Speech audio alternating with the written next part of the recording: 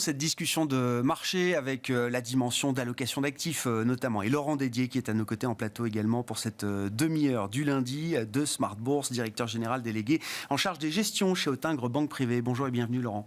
Bonjour Grégoire. Merci d'être avec nous dans le sillage de ce qu'on a pu dire déjà avec Alexandre Baradez. J'aimerais bien qu'on revienne avec vous quand même sur ce rallye obligataire qu'on a vu pendant quelques jours, la semaine dernière, qui est un peu en pause en ce début de semaine, mais qui a été puissant, 30-40 points de base de baisse sur le 10 ans américain du pic au creux, avec une série d'informations importantes de la macro, le discours des banques centrales et de la Fed. Quelle est la substance qui est venue nourrir pour vous ce rallye obligataire et qu'est-ce que ça nous indique de l'état d'esprit du marché et des scénarios possibles désormais pour la suite? Alors, je partage en grande partie l'analyse d'Alexandre. Je pense que dans les ingrédients de la semaine dernière, il y a un ingrédient assez important aussi, c'est l'annonce du Trésor. Au 4e trimestre, ils ont annoncé que les émissions seraient moins importantes que ce que le marché anticipait. Et j'ai envie de dire, ça a été un cocktail avec le discours de Powell et ses chiffres macroéconomiques qui ont été un petit peu plus faibles, mais qui n'ont pas été mauvais, qui a fait un petit peu un cocktail détonnant qui a amené les marchés à faire un rallye de 5% aux États-Unis plus. Et on a vu le 10 ans américain perdre entre 30 et 40 points de base sur la semaine. Donc je pense qu'il y a eu un ingrédient complémentaire qui est venu mettre un petit peu d'euphorie. Ça montre quoi? Non mais c'est intéressant, parce qu'en plus ça se joue à la marge, c'est à quelques milliards près d'émissions que le marché s'est senti soulagé des annonces du Trésor américain. Ça montre la sensibilité qu'a le marché aujourd'hui. Alors sur ces questions de déficit et d'endettement, mais notamment vis-à-vis d'un pays comme les États-Unis. Ah, clairement aujourd'hui, le marché et la psychologie. En Europe, on est habitué à ça. Aux États-Unis, c'est peut-être un peu nouveau. Alors, on est dans un contexte aussi qui a beaucoup changé. Depuis la crise du Covid, le déficit a quand même aussi beaucoup galopé. Puis là, on est en train de financer aussi deux économies de guerre, entre guillemets. Donc, clairement, aujourd'hui, les États-Unis ont une situation qui est assez différente.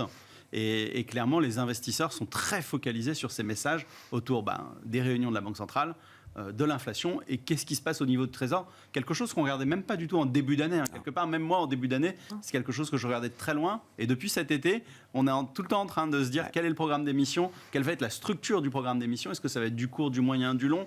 Et d'ailleurs, on a vu la structure du programme du 4e trimestre a en plus été assez favorable à l'esprit psychologique des investisseurs parce qu'ils étaient plutôt sur la partie courte, considérant que la partie longue était plutôt pas très bien rémunérée pour eux. Est-ce que le marché obligataire est en train de commencer à anticiper un atterrissage de l'économie américaine sans doute, mais un atterrissage qui pourrait être plus brutal que ce qu'on a espéré jusqu'à présent? Je voyais que dans les consensus d'économistes, la probabilité d'une récession à 12 mois aux États-Unis était en train de s'effacer. Pas complètement, mais elle devient minoritaire. Elle était majoritaire en début d'année, elle devient minoritaire, poussée par la réalité de l'économie américaine. On a vu encore une fois les chiffres du 3e trimestre spectaculaires de croissance aux États-Unis. Est-ce que c'est le moment de capituler sur cette idée-là ou est-ce que c'est quand même un scénario qu'il faut probabiliser et dont il faut tenir compte dans la stratégie d'investissement et la construction de portefeuille? Alors, dans la construction de portefeuille, il ne faut jamais exclure un scénario noir et donc on ne peut pas dire qu'il n'y aura pas de hard landing, mais c'est vrai qu'aujourd'hui, il n'y a pas beaucoup d'éléments qui militent pour dire qu'il y a un hard landing. La consommation va plutôt bien aux États-Unis, l'économie est assez saine. Alors, qu'est-ce qui peut nous amener à déroger de ce scénario central ? Il y a un mur de refinancement devant nous. Entre 2024 et 2026, il y a 2,5 trillions, donc 2500 milliards de dettes corporate à refinancer. Et il y a un stock de 5000 milliards de dettes immobilières à refinancer potentiellement si les ménages font bouger entre guillemets, leur stratégie immobilière. Donc là, il y a quand même un mur de dettes devant nous aux États-Unis qui peut peut-être, à un moment ou à un autre, détériorer la vision. Pourquoi ? Parce que si jamais vous refinancez plus cher, vous reniez vos marges, et si vous reniez vos marges, peut-être que vous allez les protéger, et donc accélérer le licenciement, et donc un taux d'emploi qui pourrait déraper. Aujourd'hui, je trouve que c'est vraiment trop tôt. Alors, les messages des entreprises ont été super sages, et c'est vrai, ça faisait 3 trimestres qu'on avait des révisions négatives. On a des révisions positives sur le trimestre, entre 2 et 4%, on va voir les derniers chiffres de cette semaine. Donc c'est plutôt pas mal, donc on est plutôt avec un consensus qui anticipe bien les choses. Sur le 4e trimestre, les discours, ils ont quand même été très neutres. Personne n'a fanfaronné, j'ai envie de dire. Personne n'a, à part une ou deux sociétés que j'ai à l'esprit, dans des secteurs bien spécifiques, qui ont dit qu'elles voyaient une petite amélioration au 4e trimestre. Tout le monde a été assez sage. Et quand on essaye de gratter des informations sur la tendance 2024, tout le monde est très sage. Incertitude économique, la locomotive chinoise est à l'arrêt, l'Europe en stagflation depuis 3 trimestres, les États-Unis ralentissent ou reprennent leur souffle, quel que soit le mot, mais en tout cas sont en train de reprendre leur souffle. Donc personne ne peut se permettre d'être très optimiste. Mais aujourd'hui, un scénario noir, je trouve qu'on n'a pas les ingrédients, sauf si on a un choc exogène. Ouais, je comprends. Qu'est-ce qui différencie à ce stade les États-Unis de l'Europe, Laurent, si on a en tête que la Fed, toute chose égale par ailleurs, a délivré sa dernière hausse de taux en septembre, maintenant, si je ne dis pas de bêtises, ou juillet. Qu'en est-il de la Banque Centrale Européenne et de la zone euro? Là aussi, on a eu toute une série de chiffres montrant la dynamique de croissance médiocre, toujours plus médiocre, même peut-être en zone euro sur le troisième trimestre. Qu'est-ce que ça inspire en termes de réflexion chez l'investisseur ou le gestionnaire d'actifs? On a, j'ai envie de dire, les mêmes mots, mais dans une caricature un petit peu plus mauvaise, c'est-à-dire qu'on est en décroissance, on a 0,1 négatif au troisième trimestre. On a des taux, si on regarde le 10 ans allemand, qui est à 2,70, 2,80, qui se balade, qui a un petit peu baissé la semaine dernière, mais pas énormément. Et on a une banque centrale qui a des taux à 4, donc qui a quand même un petit peu de munitions pour redonner de l'oxygène à l'économie en 2024, si elle le souhaitait. Mais ce n'est pas le scénario. Donc c'est vrai que clairement, aujourd'hui, aux États-Unis, on se dit on a une partie qui est plus facile parce qu'ils sont rentrés dans cette crise plus tôt. L'inflation, ils l'ont très certainement taclé un peu plus rapidement, j'ai envie de dire, même si elle est plus résiliente parce que l'économie va mieux. Et j'ai envie de dire qu'on a des messages aujourd'hui, d'ailleurs c'était assez intéressant, il y a Visa et Mastercard qui ont publié leurs chiffres ces dernières semaines, qui ont envoyé le même message, qu'on dit depuis septembre, il se passe quelque chose, et c'est quand même un peu le poumon de l'économie, c'est l'utilisation de sa carte de crédit. Depuis septembre, ça se dégrade, et en octobre, ça continue. Et donc on se dit, tiens, peut-être que la Fed, alors le marché a très vite anticipé, la semaine dernière, on est passé d'une baisse d'autocours en septembre, juillet au mois de mai ou au mois de juin, c'est ça. Où on met la statistique. On avance, voilà, donc le marché avance. Ça vient la première baisse de taux. Je suis d'accord, higher for longer. C'est la question, c'est le higher. C'est combien de temps on va rester à des niveaux qui seront peut-être entre 4,5 et 5,5 aux États-Unis. Mais aujourd'hui, pourquoi on préfère les États-Unis? Parce qu'ils sont autour de la moyenne historique en termes de valorisation. Mais je me dis, si on déplace le débat un petit peu plus loin, probablement au premier trimestre 2024, si la Fed envoie ce signal qu'à un moment ou à un autre, elle peut baisser ses taux autour de l'été, en deuxième partie 2024, il y a aussi une question sur, qui a été très bien dit par Alexandre tout à l'heure, l'expansion du multiple. Aujourd'hui, les valorisations sont à la moyenne, mais dans un phénomène où les taux viendraient à baisser, tout d'un coup, même dans une dynamique de croissance faible, avec des profits qui ne bougeront pas beaucoup ou en très légère croissance, on peut avoir des marchés haussiers aux États-Unis juste par l'expansion du multiple, le fameux PE. Ouais. Il ne faut pas négliger quand même ce facteur de performance, quoi.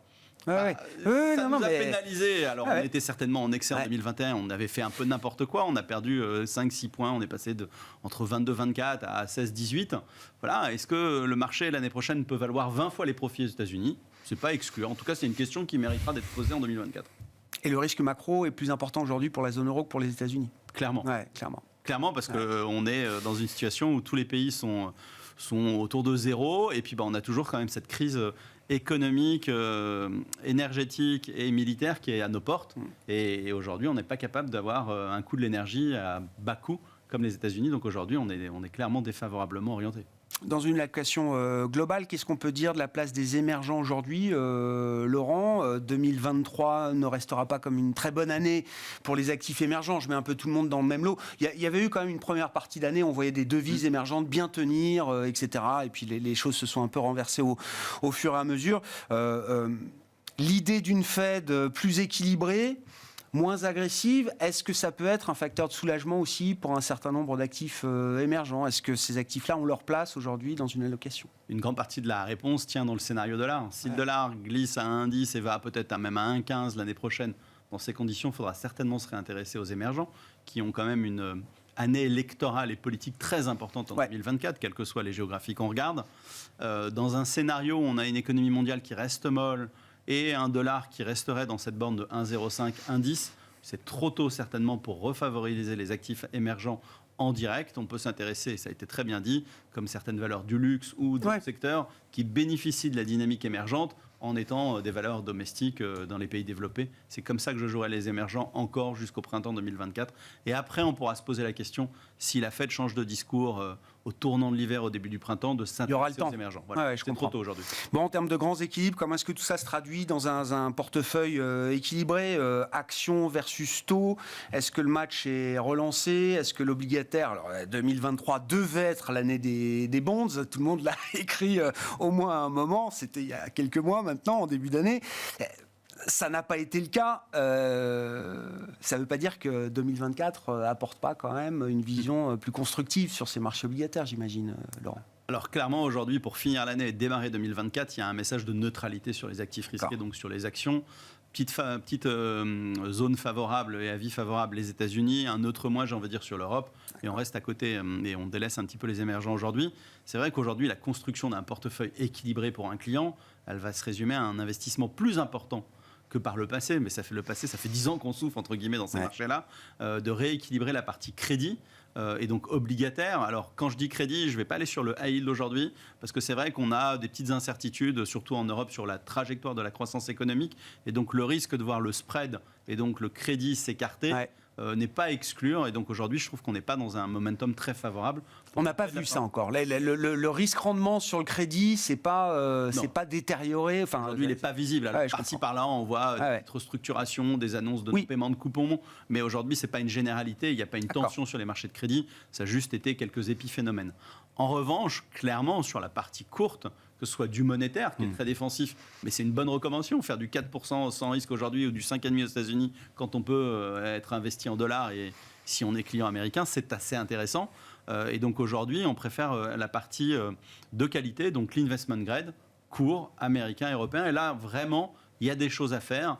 Parce qu'il y a vraiment de l'attractivité et on voit qu'aujourd'hui, ça résiste très bien à tous les phénomènes de marché et c'est assez logique. Et aujourd'hui, on embarque quand même un portage et un coupon qui est assez séduisant, qui doit nous permettre sur cette partie-là de dégager autour de 5% en 2024 dans un scénario isopérimètre, un choc. Et puis derrière, il faudra essayer de le tilter par des petites stratégies de temps en temps positives sur d'autres classes d'actifs. Mais aujourd'hui, il y a un cœur de portefeuille qui doit donner quand même une belle performance en 2024. Merci beaucoup Laurent. Merci pour votre analyse de la situation et cet éclairage en matière de stratégie d'investissement et de stratégie d'allocation d'actifs. Laurent Dédier qui était avec nous pendant cette demi-heure du lundi, 13h30, 14h si vous nous suivez en direct, en replay bien sûr sur bismart.fr et puis la grande édition du lundi au vendredi à 17h, vous le savez. Laurent Dédier, je le disais, directeur général délégué en charge des gestions chez Autingre Banque Privée, nous accompagnait pendant cette demi-heure. Nous nous retrouvons à 17h en direct sur Bismart.